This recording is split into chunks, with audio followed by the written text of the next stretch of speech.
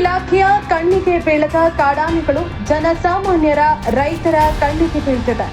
ಈ ಹಿಂದೆ ಕಾಡಲ್ಲೇ ಬೀಡು ಬಿಡ್ತಾ ಇದ್ದ ಕಾಡಾನೆಗಳು ಇದೀಗ ಸಿಟಿ ರೌಂಡ್ಸ್, ಹಳ್ಳಿ ರೌಂಡ್ಸ್ ಹೊಡೆಯೋದು ಸಾಮಾನ್ಯವಾಗಿ ಬಿಟ್ಟಿದೆ. ಈ ದೃಶ್ಯದಲ್ಲೂ ಕೂಡ 2 ಕಾಡಾನೆಗಳು ನಿರ್ಭೀತಿಯಿಂದ ಹಳ್ಳಿಯ ಮನೆಯೊಂದರ ಮುಂಭಾಗ ನಡೆದುಕೊಂಡು ಹೋಗ್ತಾ ಇರೋದನ್ನ ನೋಡಬಹುದು. ಚಿಕ್ಕಮಗಳೂರು ನಗರದಿಂದ ಅಣತಿ ದೂರದಲ್ಲಿರುವ ಇಂದಾವರ ಗ್ರಾಮದ ರೈತರೊಬ್ಬರ ಮನೆ ಎದುರು 2 ಸಲಗಗಳು ನಡೆದುಕೊಂಡು ಹೋಗಿರುವ ದೃಶ್ಯ ಜನರಲ್ಲಿ ಆತಂಕ ಮೂಡಿಸಿದೆ. ಅರಣ್ಯ ಇಲಾಖೆ ಕನಿಷ್ಠ ಕಾಡಾನೆಗಳ ಚಲನವಲನದ ಬಗ್ಗೆ ಮಾಹಿತಿ ನೀಡ್ತಾ ಇಲ್ಲ ಎಂದ ರೈತರು, ಜನಸಾಮಾನ್ಯರು ಆಕ್ರೋಶ ವ್ಯಕ್ತಪಡಿಸಿದ್ದಾರೆ. ಈಗಾಗಲೇ ಕಾಡಾನೆ ದಾಳಿಯಿಂದ ಕಾಫಿನಾಡಿನಲ್ಲಿ ಸರಣಿ ಸಾವುಗಳು ಸಂಭವಿಸ್ತಾ ಇದ್ದು, ಇನ್ನೆಷ್ಟು ಅಮಾಯಕರು ಬಲಿಯಾಗಬೇಕು ಅನ್ನೋದು ಸಾರ್ವಜನಿಕರ ಪ್ರಶ್ನೆ. ಏಳಿ ಎದ್ದೇಳಿ, ಅರಣ್ಯ ಇಲಾಖೆಯ ಅಧಿಕಾರಿಗಳೇ ಸಿಬ್ಬಂದಿಯೇ ಅಂತ ಎಚ್ಚರಿಸುವ ಕೆಲಸವನ್ನ ಜನರು ಮಾಡ್ತಿದ್ದಾರೆ.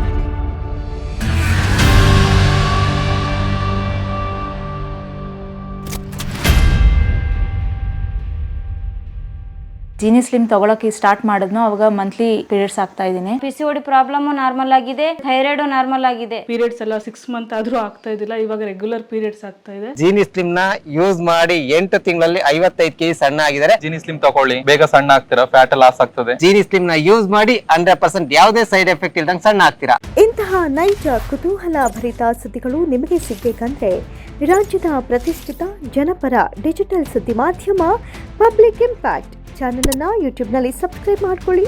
ವಿಡಿಯೋ ಇಷ್ಟವಾದರೆ ಲೈಕ್ ಮಾಡಿ, ನಿಮ್ಮ ಇಷ್ಟದವರಿಗೆ ಶೇರ್ ಮಾಡಿ ನಮ್ಮನ್ನು ಪ್ರೋತ್ಸಾಹಿಸಿ.